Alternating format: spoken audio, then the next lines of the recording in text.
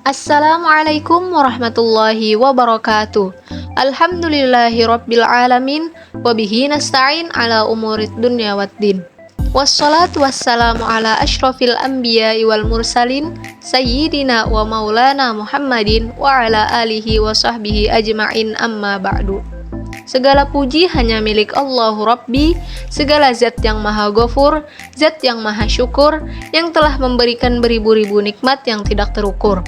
Tidak lupa salawat serta salam tercurahkan kepada baginda Nabi besar Muhammad sallallahu alaihi wasallam beserta keluarga, sahabat, dan pengikut beliau hingga akhir zaman. Semoga kita semua mendapatkan syafaatnya dan mendapat petunjuk hingga hari kiamat nanti. Apa kabar teman-teman semua? Dimanapun kalian berada, semoga kita senantiasa selalu dalam lindungan Allah Subhanahu wa Ta'ala. Amin ya Rabbal Alamin. Perkenalkan, nama saya Siti Nurhaliza dengan NIM 23104010163. Kali ini saya membuat tugas video dalam rangka memenuhi tugas middle test mata kuliah ilmu dakwah yang diampu oleh Ibu Rizkiatul Hasanah SSOS MSOS tentang materi ilmu dakwah.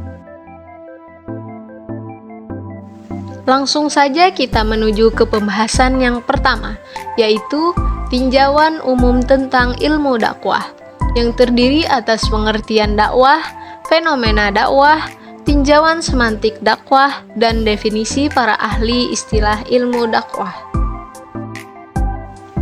Yang pertama adalah pengertian dakwah. Secara etimologis, kata dakwah berasal dari kata bahasa Arab yang berarti menyeru, memanggil, mengajak, mengundang. Dakwah adalah usaha atau upaya untuk menyampaikan ajaran, nilai, atau pesan-pesan agama kepada orang lain atau masyarakat dengan tujuan untuk mengajak mereka memahami dan mengikuti ajaran tersebut. Dakwah dapat dilakukan dalam berbagai bentuk, termasuk penyampaian ceramah, tulisan, media sosial, atau contoh perilaku yang baik. Dalam konteks Islam, dakwah seringkali merujuk pada upaya menyebarkan ajaran Islam dan mengajak orang lain untuk mengikuti ajaran tersebut. Yang kedua adalah fenomena dakwah. Fenomena dakwah mencakup berbagai aspek termasuk metode, media, dan konteks sosial yang digunakan dalam proses penyampaian pesan agama atau moral kepada masyarakat. Beberapa fenomena yang terkait dengan dakwah meliputi 1. Media sosial. Dakwah melalui platform media sosial seperti Facebook, Instagram, Twitter, YouTube, dan lainnya telah menjadi sangat populer. Banyak individu dan kelompok menggunakan media sosial untuk menyebarkan pesan-pesan agama dan mengajak diskusi. Yang kedua adalah dakwah digital, seperti situs web, podcast, aplikasi, dan saluran YouTube khusus telah dibuat untuk menyebarkan informasi dan ceramah agama kepada audiens yang lebih luas. Yang ketiga adalah dakwah kampus. Di banyak perguruan tinggi, terdapat kelompok-kelompok mahasiswa yang aktif dalam menyebarkan ajaran agama, mengadakan seminar, dan kegiatan keagamaan lainnya. Yang keempat, dakwah dalam seni. Beberapa seniman menggunakan seni, musik, atau sastra sebagai sarana dakwah untuk menyampaikan pesan-pesan agama. Yang kelima adalah dakwah di lingkungan kerja. Beberapa individu mencoba menyebarkan ajaran agama di lingkungan kerja mereka dengan berperilaku baik dan memberikan contoh positif.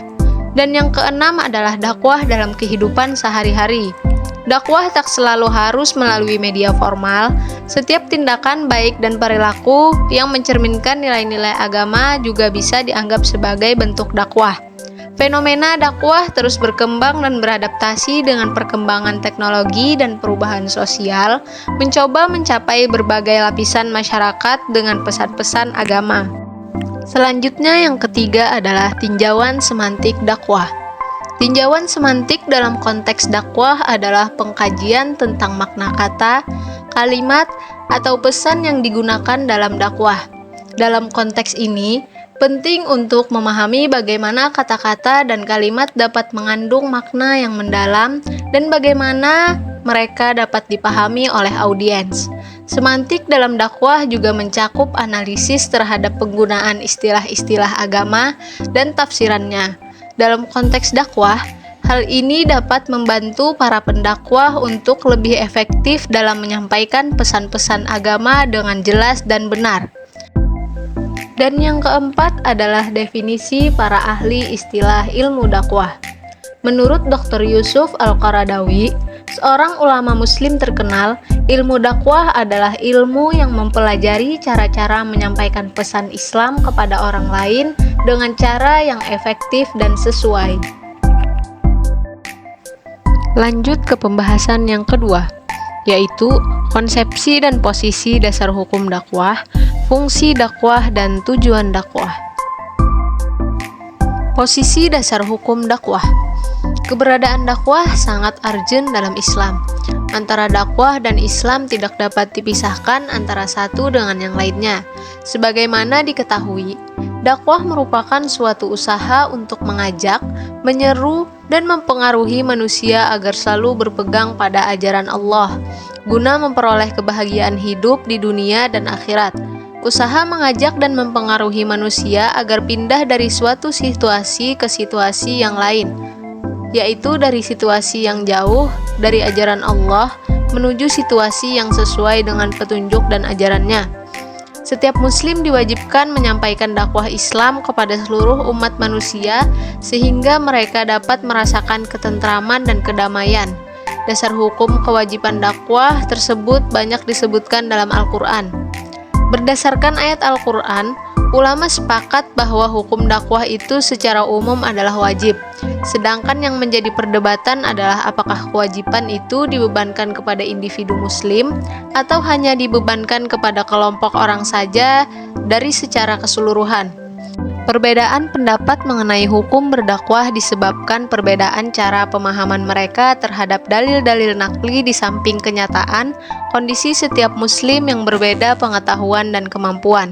Ayat yang menjadi pokok pangkal pendapat itu adalah surah Ali Imran ayat 104 yang berbunyi, artinya, dan hendaklah ada di antara kamu segolongan umat yang menyeru kepada kebajikan, menyuruh kepada yang ma'ruf dan mencegah dari yang munkar, merekalah orang-orang yang beruntung.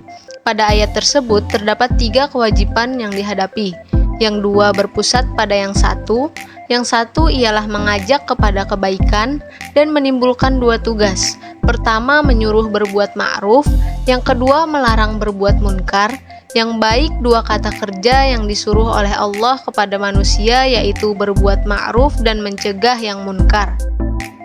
Selanjutnya adalah fungsi dakwah. Banyak yang masih sulit membedakan antara fungsi dan tujuan dakwah. Untuk memudahkan membedakan antara fungsi dan tujuan, kita buat analogi atau perumpamaan. Misalnya, jika ada orang yang haus, maka dia akan minum air. Minum air adalah fungsi, sementara hilangnya rasa haus adalah tujuan. Dakwah memiliki fungsi yang sangat besar karena menyangkut aktivitas untuk mendorong manusia menjalankan ajaran Islam, sehingga seluruh aktivitas dalam segala aspek hidup dan kehidupannya senantiasa diwarnai oleh ajaran Islam. Dakwah berfungsi mengarahkan, memotivasi, membimbing, mendidik, menghibur, mengingatkan umat manusia agar senantiasa beribadah kepada Allah Subhanahu wa Ta'ala dan berperilaku yang baik. Tanpa dakwah, umat Islam dapat kehilangan arah. Dengan dakwah, umat Islam menjadi saudara, seperti dalam potret idealitas. Dengan demikian, kita bisa membuat pernyataan bahwa kehidupan seseorang ditentukan oleh keyakinannya, sedangkan keyakinan itu ditentukan oleh pengetahuannya. Lebih khusus, umat Islam ditentukan oleh keagamaannya, sementara keagamaan agamanya ditentukan oleh pengetahuan agamanya, dan pengetahuan agamanya tergantung pada dakwah. Orang-orang non-muslim yang mencemooh Islam atau umat Islam yang menindas saudaranya sendiri dikarenakan salah dalam memahami Islam. Kesalahan ini akibat tidak adanya dakwah atau dakwahnya yang salah. Kebenaran Islam harus senantiasa ditampilkan melalui dakwah. Dakwah Islam tidak hanya semata-mata untuk perbaikan umat Islam, tetapi untuk kebaikan manusia seluruhnya. Dunia membutuhkan dakwah agar tidak hancur. Masyarakat dunia tidak ingin dikuasai oleh kekuatan manapun yang penindas, perusak moral, dan serakah. Jika dilihat kembali, ajaran Islam tidak hanya mengatur urusan dunia, namun juga mengatur urusan dunia baik individu maupun masyarakat. Selanjutnya adalah tujuan dakwah. Tujuan dakwah jika berorientasi kepada pesan dakwah yang disampaikan, menurut Syekh Ali Mahfud meliputi 6 hal, yaitu untuk meluruskan akidah, untuk membentukkan amal, untuk membina akhlak, mengokohkan kesatuan dan persaudaraan muslim, menolak melawan ateis, dan memberantas syubhat agama. Tujuan dakwah yang disampaikan tersebut dilihat dari objek maupun materi yang disampaikan. Hal ini sangat tergantung pada kualitas dai serta perencanaan dakwah yang matang. Tujuan dipaparkan memang lebih bersifat ideal dibandingkan pelaksanaan dakwah dewasa ini. Walaupun demikian, dalam pelaksanaan dakwah merupakan suatu keharusan untuk menetapkan suatu tujuan terlebih dahulu, karena dengan tujuan yang jelas dapat memudahkan usaha untuk melaksanakan kegiatan dakwah. Selanjutnya adalah proses-proses dakwah yang terdiri dari takhtid, tanzim, tindakan berdakwah, dan evaluasi. Yang pertama adalah takhtid. Takhtid dalam ilmu dakwah mengacu pada proses penyusunan pesan atau narasi yang digunakan untuk menyampaikan pesan-pesan agama atau dakwah kepada orang lain. Ini melibatkan pemilihan kata-kata, gaya bahasa, dan pendekatan komunikasi yang efektif untuk mencapai tujuan dakwah. Takhtid menjadi penting dalam penyampaian ajaran agama secara jelas dan persuasif kepada audiens yang beragam. Yang kedua adalah tanzim. Dalam ilmu dakwah, tanzim mengacu pada penyelenggaraan atau perorganisasian aktivitas dakwah. Ini melibatkan perencanaan, pengaturan, dan pelaksanaan berbagai kegiatan dakwah dengan tujuan untuk menyebarkan ajaran agama atau pesan-pesan keagamaan. Proses tanzim ini dapat mencakup pembentukan kelompok dakwah, pengaturan acara-acara dakwah, serta manajemen sumber daya dan logistik yang diperlukan untuk mencapai tujuan dakwah secara terstruktur dan efisien.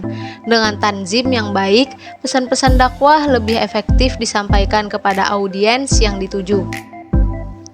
Yang ketiga adalah tindakan berdakwah.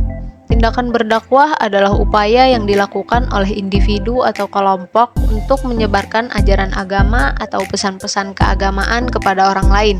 Ini dapat melibatkan berbagai metode dan tindakan, termasuk penyampaian pesan, pendidikan, pemberian contoh, distribusi materi dakwah, dialog dan diskusi, kepedulian sosial, pelayanan masyarakat.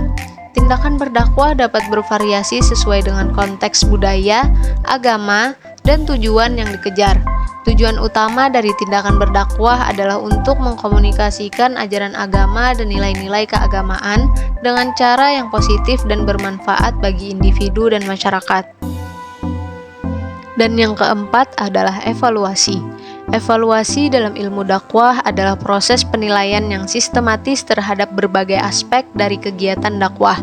Tujuan utama evaluasi dalam konteks ini adalah untuk mengukur efektivitas dan dampak dari upaya dakwah, serta untuk memahami apa yang telah dicapai dan apa yang perlu ditingkatkan.